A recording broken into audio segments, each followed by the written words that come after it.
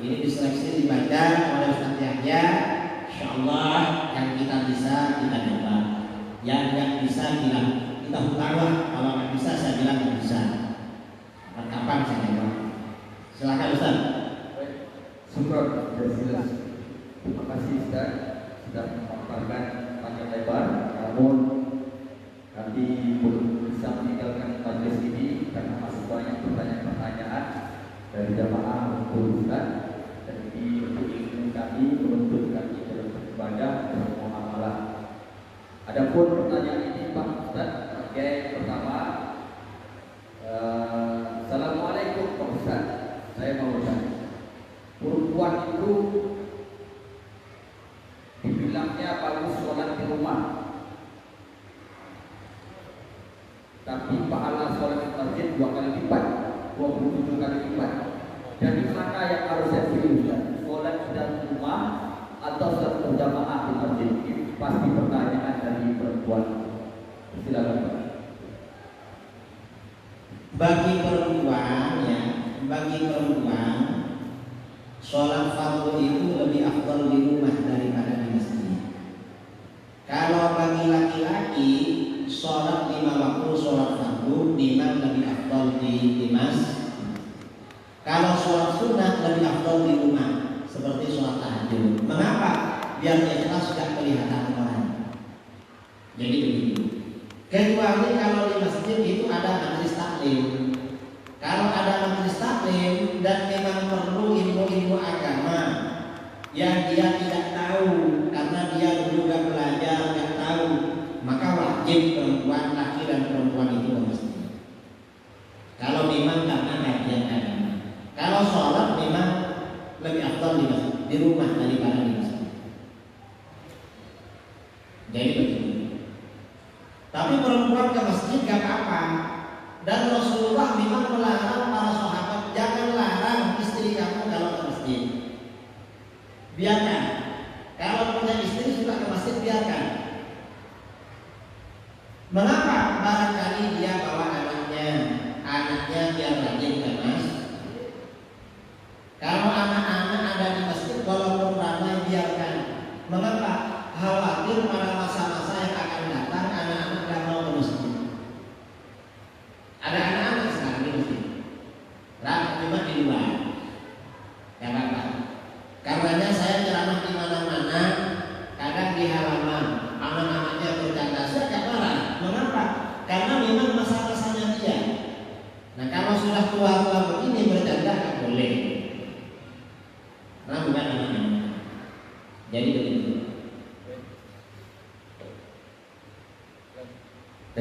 Selanjutnya, bagaimana pandangan Pak Ustaz tentang orang yang mengatakan Allah itu duduk di atas arsy?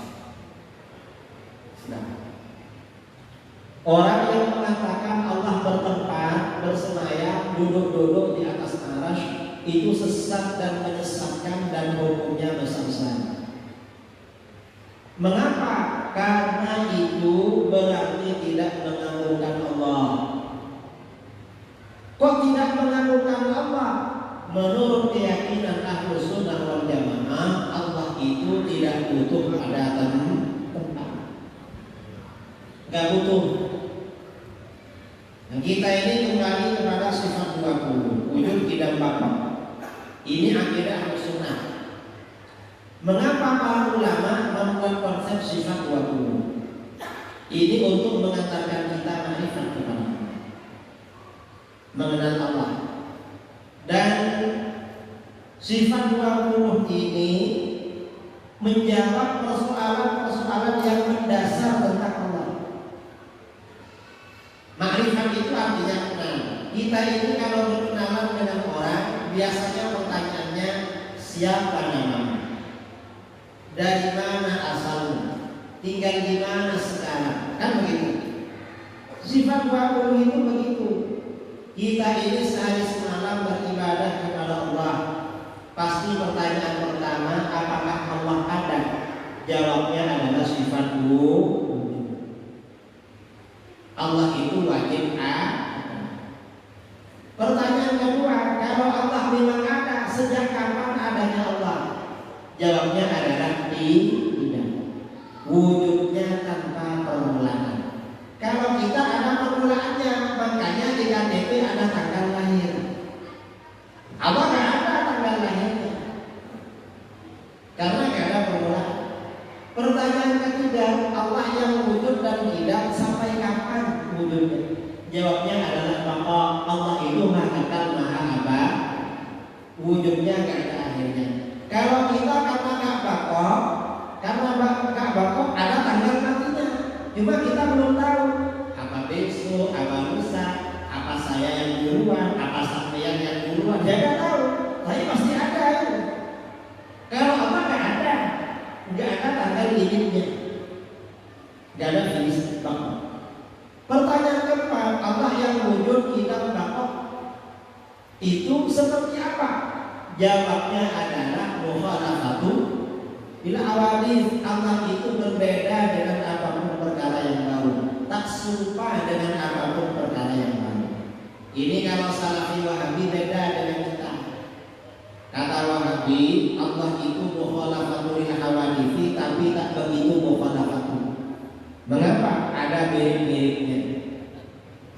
Gimana kata Wahabi? Tuhan itu mirip seorang laki-laki yang masih muda, belum berjenggot, tingginya kira-kira 30 meter. Ini kata Wahabi. Ajaran Wahabi mirip ajaran Yahudi. Kata Yahudi, Tuhan itu mirip seorang laki-laki yang sudah tua, rambut dan jenggotnya putih semua, tingginya 30 meter. Bedanya Tuhannya Yahudi lebih tua daripada Tuhannya Wahabi. Jadi kakak beradik. Karenanya Wahabi dengan Yahudi kakak adik, disingkat menjadi Wahyudi. Wahabi adiknya Yahudi. Nah, karena bentuknya begitu, maka bagaimana menentukan pertanyaan kelima? Allah yang wujud tidak bakok mukhalafatul hawadits, alamatnya di mana? Kalau Ahlus Sunnah jawabannya iya, binafsi. Allah itu berdiri pada zatnya sendiri. Artinya apa? Allah itu tidak butuh pada tempat, tidak butuh pada yang menciptakan. Mengapa tidak butuh? Yang namanya butuh itu bukan sifatnya Khalik sang pencipta, tetapi sifatnya makhluk. Kalau kita butuh pada tempat, kalau makhluk ada tempatnya semua. Allah gak butuh pada tempat. Ini kita. Kalau Wahabi beda. Wahabi ditanya, Tuhan alamatnya di mana? Loh, kamu belum tahu. Memangnya kamu tahu? Ya tahu lah. Di mana? Di Arasy. Duduk-duduk ya. Wah, jauh banget ya. Jauh. Gimana kalau kita ada perlu sama Tuhan? Jangan bingung-bingung. Karena setiap pukul 3 pagi Tuhan itu turun dari Arasy ke langit pertama. Ngapain turun? Untuk mendengar doa kamu.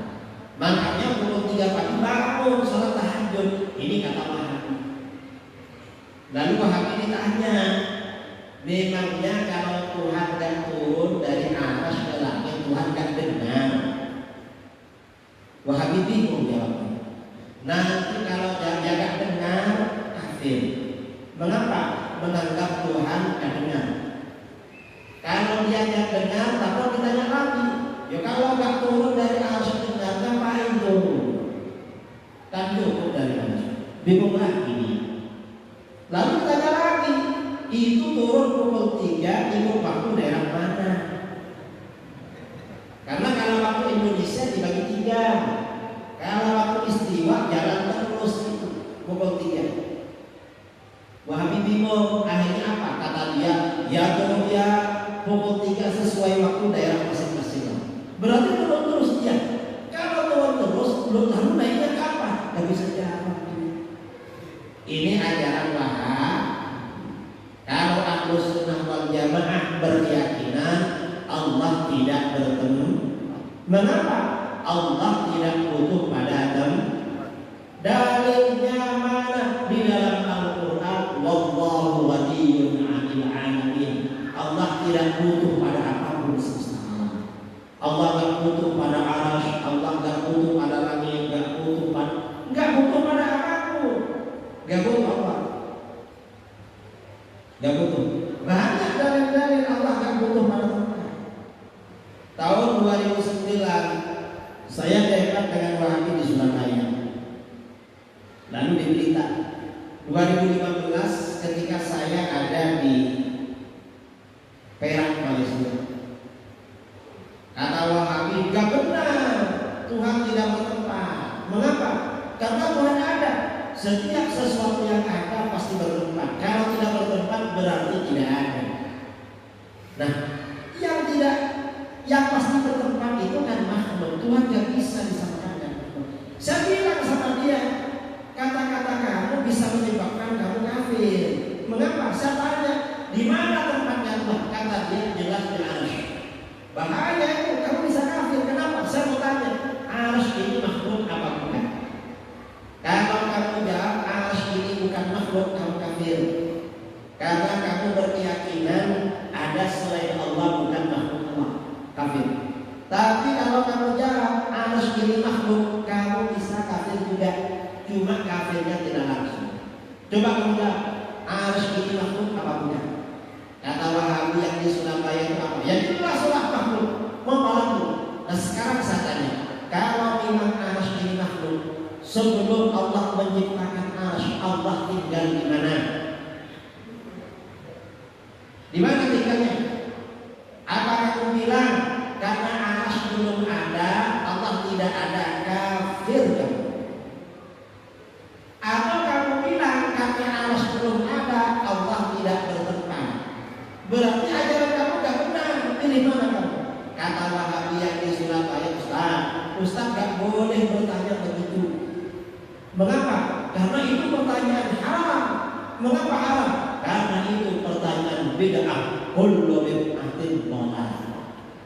Wahabi itu kalau ditanya lalu gak bisa jawab, yang bertanya diharamkan. Ini Wahabi 2009. Wahabi versi 2015 beda lagi. Kata Wahabi, saya tanya sama dia, arasy makhluk apa bukan? Ya jelas makhluk. Kalau memang arasy makhluk, sebelum Allah menciptakan arasy, Allah tinggal di mana? Kata dia, setelah lama berpikir apa kata dia? Ya suka-suka Allah lah, mau di mana? Jadi dia menyamakan Allah dengan makhluk punya kesukaan. Mungkin suka nongkrong di warung kopi, suka nongkrong di minyak orang Aceh, suka nongkrong di bakso darinya apa susah. Pikirannya begitu. Artinya apa? Dalam pikiran Wahabi, Allah itu digambarkan benda kecil ada di luar besar, suka-suka pilih-pilih tempat. Itu kan sifatnya makhluk, bukan sifatnya Allah. Katanya Allah Akbar, Maha Besar. Kok kecil Tuhannya? Wahabi 2019 beda lagi. Ustaz bermasalah, namanya bermasalah. Viral di YouTube 2019. Dia ditanya, Ustaz, arasy ini makhluk apa bukan? Kata dia, wallahu a'lam. Hanya Allah yang tahu. Gak tahu dia kalau arasy makhluk. Dalam Al-Quran sudah jelas, wa rabbul arsyil azim. Allah itu Tuhan arasy yang agung. Apa maksudnya Tuhan arasy? Allahu khaliqul arsy. Allah yang menciptakan arasy, malikul arsy, yang mengatur arasy, mudabbirul arsy. Allah juga yang memiliki arasy. Jadi jelas dalam Al-Quran kalau Allah itu yang menciptakan, bahwa tidak tahu. Padahal dalam surah Fatihah yang sholat kita baca ulang-ulang, alhamdulillahi rabbil alamin. Segala puji bagi Allah Tuhan semesta alam.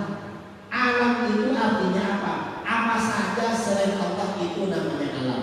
Dan di sini dibilang Allah Rabbil, Rabbnya alam. Artinya apa? Allah yang menciptakan alam, Allah yang mengatur alam, Allah yang memiliki alam. Semuanya terserah Allah. Wahabi nggak tahu kalau arasy itu ciptaan Allah. Mungkin pikirannya Tuhan lagi, Tuhan lain. Ini orang-orang yang suka mensyirikkan Allah. mengkafirkan orang ternyata akidahnya mengandung kesyirik. Na'udzubillah min dzalik. Ini pahami. Karena nggak boleh meyakini Allah tinggal di atas. Lalu bagaimana dengan ayat Ar-Rahmanu 'alal 'arsy istawa? Tuhan Allah yang Maha Pengasih beristiwa di atas arasy. Kata para ulama, sebagian ulama menafsirkan istawa. Istawa ini artinya sifat bagi Allah, hanya Allah yang tahu maknanya. Sebagian ulama salaf, sebagian ulama khalaf mengatakan istawa ini artinya Allah menguasai dan mengatur arasy. Bukan bersemayam. Yang mengartikan bersemayam itu orang-orang di luar Ahlus Sunnah wal Jamaah. Baik, lanjut. Baik, lanjut. Ya. Apa hukumnya memperingati Maulid Nabi dan Isra Mi'raj? Kemudian apa hukumnya berdemo dalam pandangan Islam? Yang pertama,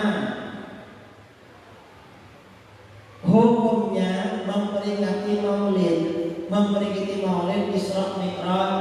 Kita ini ya, hari-hari besar Islam yang kita rayakan ada berapa? Kita ini kalau bulan Rabiul Awal menggelar perayaan Maulid. Lalu bulan Rajab perayaan Isra Mi'raj. Lalu bulan Ramadan perayaan Nuzulul. Lalu 1 Muharram perayaan Tahun Baru. Di Indonesia 17 Agustus merayakan apa? Kemerdekaan. Di Saudi Arabia ada juga hari kemerdekaan. Bukan cuma di sini. Hukumnya bagaimana? Di dalam Al-Quran Allah berfirman, wa dzakirhum bi ayyamillah. Ingatkan mereka dengan hari-hari Allah. Sampaikan peringatan pada mereka tentang hari-hari Allah. Apa yang dimaksud hari-hari Allah? Kata ulama salaf, bi ayyamin an'amallahu 'alaihim fiha. Ingatkan mereka tentang hari-hari di mana Allah memberikan kenikmatan pada mereka. Berarti perayaan Maulid, Isra Mi'raj, Nuzul Al-Quran itu perintah Al-Qur'an. Perintah Al-Quran itu ada yang wajib, ada yang sunnah. Cuma ini tidak wajib. Kalau isinya baik berarti masuk yang sunnah karena perintah Al-Qur'an. Al-Quran yang memerintahkan. Dan ini merayakan kelahiran Nabi. Yang pertama kali melakukan siapa? Adalah Kanjeng Nabi sendiri. Dalam hadis riwayat Imam Muslim dari Sayyidina Qatadah, wasu'ila Rasulullah SAW an shaumi itsnain. Rasulullah ditanya, Rasulullah, kenapa Rasulullah selalu puasa Senin? Apa jawaban Rasulullah? Dzaka yaumun wulidtu fihi wa unzila alaihi. Itu hari aku dilahirkan dan wahyu diturunkan kepadaku. Berarti Rasulullah mengadakan acara Maulid. Cuma acaranya dengan puasa. Rasulullah merayakan juga, para sahabat juga merayakan. Dalam hadis riwayat Imam Muslim, Abu Dawud, Tirmidzi, Nasai, Ibnu Majah. Suatu ketika Rasulullah SAW keluar dari rumah, para sahabat semuanya duduk-duduk. Ditanya, maka jelasakum, apa yang membuat kalian duduk-duduk ngumpul-ngumpul di sini? Akhirnya apa? Kata para sahabat, ya Rasulullah, jalasna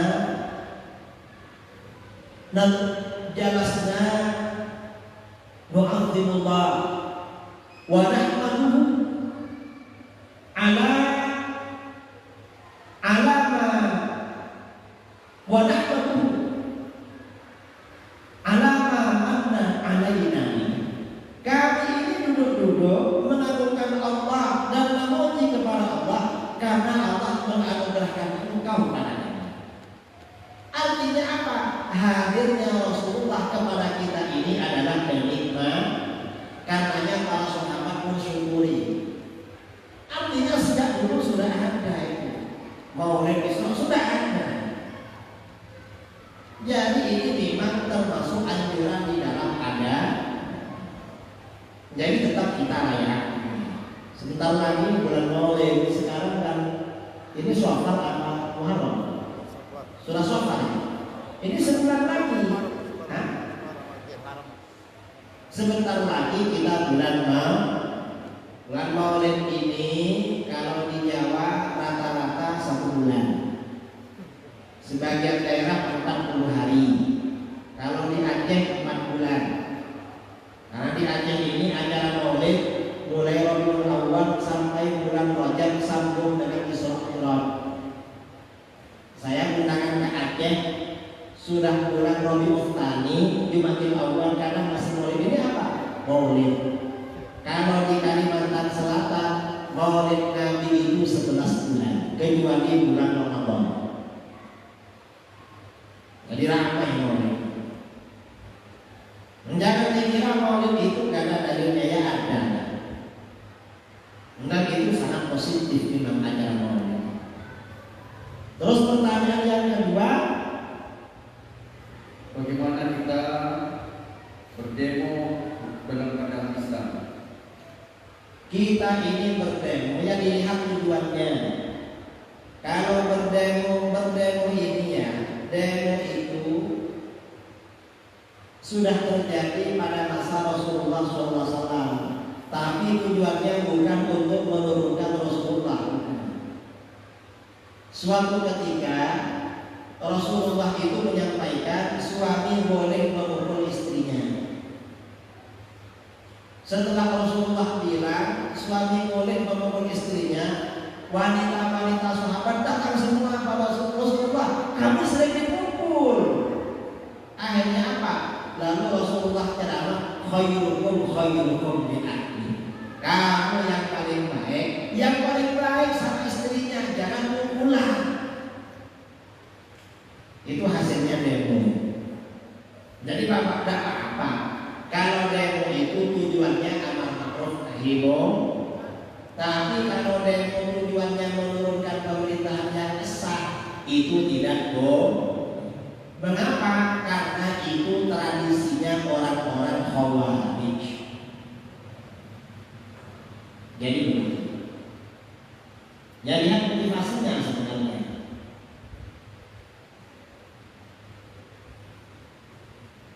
Karenanya dulu demo 212, 414. Jaga apa? Karena itu kan bukan untuk menurunkan pemerintah.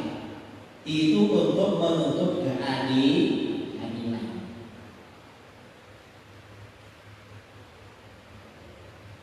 Ada lagi? Masih ada. Selanjutnya, bagaimana menanggapi orang yang tidak percaya dengan imam mazhab dan bagaimana cara menyadari mereka? Kalau orang yang tidak mau bermazhab, ya berarti dia nggak punya guru. Kita ini di dalam beragama bermazhab. Mengapa bermazhab? Ikut imam mazhab ini sudah terjadi sejak abad kedua Hijriah. Mazhab tertua Imam Abu Hanifah wafat tahun 150. Disusul Imam Malik. Mazhab ketiga Imam Syafi'i wafat tahun 204. Lalu Imam Ahmad. Nah, abad kedua dan abad ketiga umat Islam itu bermazhab semua. Ulama salaf bermazhab. Kalau dia akan bermazhab ikut siapa? Yang akan bermazhab yang baru-baru itu. Mengapa para ulama bermazhab? Umat Islam bermazhab. Karena di dalam beragama orang itu gak boleh memahami sendiri ajaran agamanya, tapi harus punya guru. Gurunya bersambung pada gurunya, sampai kepada ulama salaf, sampai kepada para sahabat, sampai kepada Rasulullah. Gak boleh orang itu memahami sendiri. Mengapa? Di dalam Al-Quran Allah berfirman, fas'alu ahlal dzikri in kuntum la ta'lamun. Bertanyalah kamu kepada dirinya, kepada ulama kalau kamu tidak tahu. Apa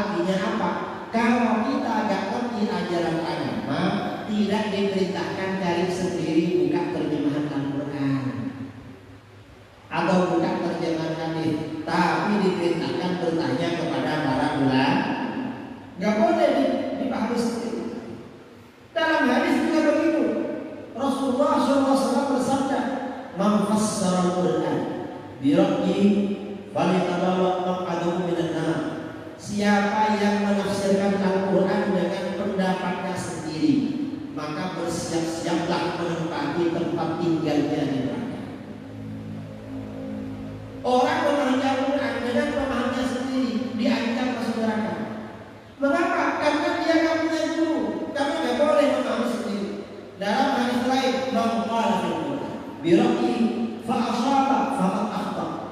Siapa yang berpendapat mengenai tafsirnya Al-Quran dengan pendapatnya sendiri, lalu pendapatnya benar, maka dia benar-benar bersalah, artinya benar-benar berdosa.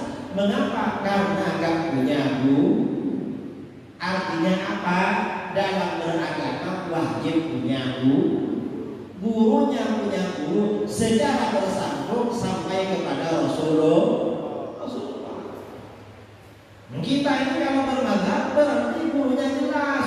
Kalau nggak bermadzhab berarti nggak punya guru. Itu nggak boleh diikut.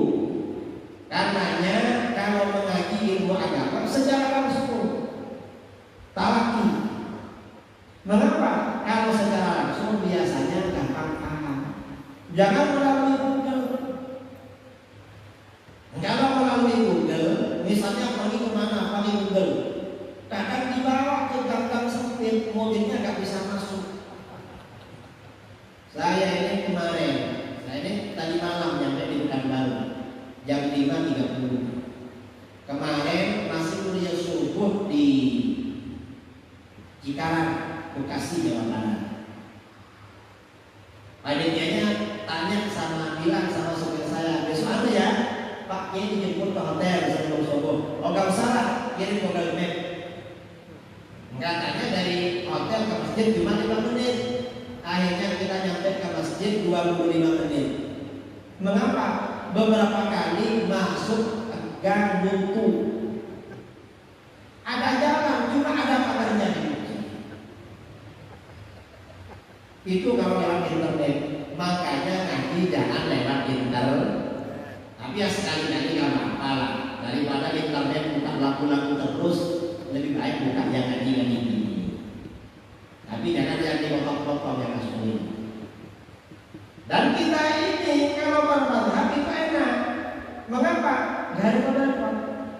Kita ini sebenarnya dalam kehidupan sehari-hari bermadzhab. Saudara-saudara kalau sakit kepala biasanya beli obat apa? Hah? Paramik. Tahu siapa yang buat paramik? Gak tahu.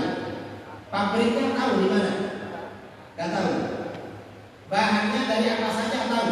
Gak tahu. Berarti ikut mazhabnya para. Kita ini kalau tak bermazhab ya repot, sakit kepala.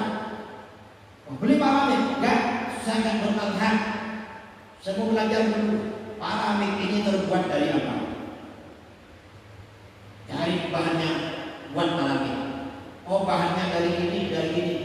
Cari dulu kan, akhirnya cari tempat lagi. Baru ketemu 2 bahan. Sisanya kan pergi ke Jakarta. Belum kumpul obatnya mati duluan.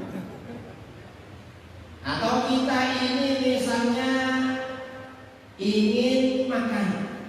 Kalau di Duri ini makanan khas, makanan Melayu apa namanya? Tempoyak. Asam pedas. Kalau orang itu nggak bermazhab akan makan asam pedas. Akhirnya tanya, apa saja artinya asam pedas? Oh ini. Akhirnya masak sendiri. Karena dia bukan ahli masak sendiri, akhirnya masakannya tidak Mengapa? Baru belajar. Tapi kalau kita ini bermazhab, enak tinggal cari mana rumah makan Melayu. Langsung pesan asam pedas. Saya ini kalau ke Malaysia atau ke sini biasanya sering dikasih asam pedas. Mengapa? Karena suka. Orang yang suka pedas-pedas itu pertanda senang makan. itu memotivasi untuk nambah terus banyak makan. Makanya orang Melayu suka makan karena khasnya asam pedas. Itu namanya berenang. Enak berenang itu, enggak ada apa-apa. Saya kira ada lagi. Baik Pak Kiai, ini ada 3 lagi. Satu aja kita satu aja. Apakah orang yang sudah meninggal boleh diikutsertakan dalam bentuk korban atas nama yang sudah meninggal? Tutup daripada soal. Silakan. Kalau korban itu gak apa-apa untuk orang yang meninggal, gak apa-apa. Tapi dianjurkan yang hidup korban duluan. Secara fikih oleh para ulama kan termasuk akikah itu gak apa-apa. Niatnya untuk orang yang meninggal. Dan kurban itu ya, kalau memang mampu beli kambing satu rumah pada waktu Idul Adha dan 4 hari tasyrik mampu beli kambing kurban. Kalau sampai tidak ada yang kurban sama sekali satu rumah itu makruh. Kalau sudah ada yang kurban walaupun cuma satu, maka satu rumah itu sudah mengamalkan sunnah. Dan yang kurban saya satu rumah ini kambing aja. Nanti tahun depan namanya aja yang kurban ini tidak makruh. Jadi kurban itu jangan menerima terus, sewaktu-waktu juga korbankan. Tapi kalau mampu semua ya sudah. Kalau keluarganya papa, mamanya, anaknya 5, berarti kambingnya 7. Tak apa.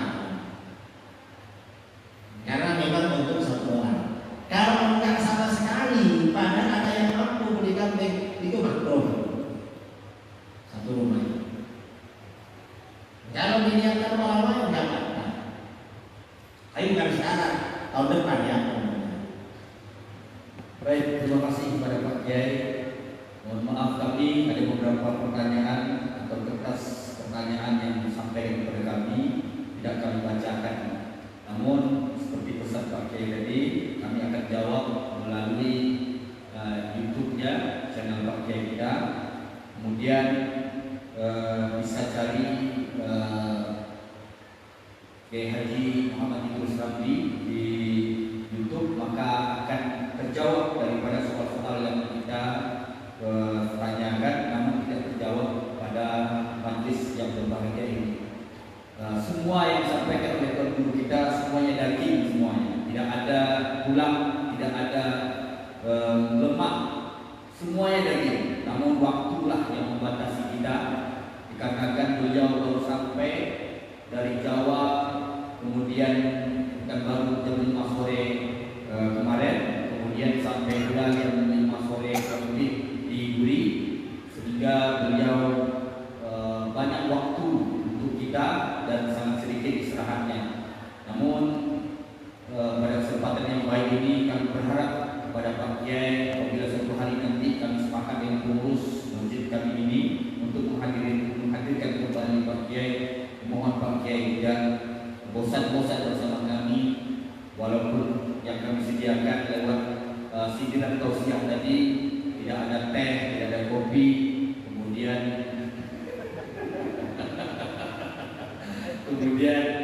masakan yang dimasak oleh panitia tadi mungkin tidak sesuai untuk lidah dengan asam pedasnya. Kami mohon maaf dan batin, tapi kami yakin dan percaya setiap makanan dan minuman yang kami hidangkan membuat betah datang kembali di kampung kami ini, insyaallah. Buktinya ada sambutan yang kita minum di Mekah maupun Madinah, setiap tahun kita minum dan setiap tahun kita berangkat, insyaallah. Jemaah yang dimuliakan Allah Subhanahu wa taala, minta maaf kami sebagai pengurus, mohon maaf lahir batin, dan kami juga minta maaf mungkin dari segala yang kami hidangkan mungkin tidak sesuai pada tempatnya.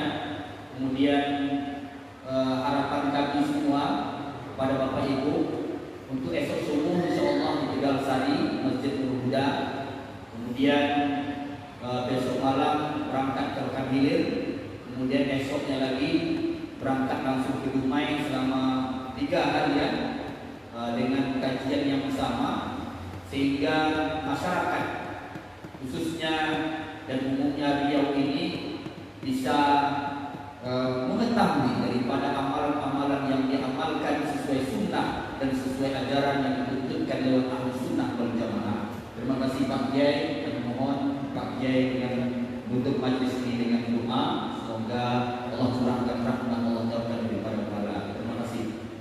Bismillahirrahmanirrahim. Alhamdulillahirabbil alamin. Allahumma shalli ala sayyidina Muhammadin shalatan tunjina biha min al-ahwali wal-afat wa taqdina biha jami'a al-hajat wa tutahhiruna biha min as-sayyi'at wa tarfa'una biha ila a'la ad-darajat wa tuballighuna biha ash-sharaa'ir min jami'il khairat fil hayati wa ala alihi wa sahbihi wasallam. Allahumma atina fid dunya hasanatan wa fil akhirati hasanatan wa qina adzaban nar. Rabbana hab lana min azwajina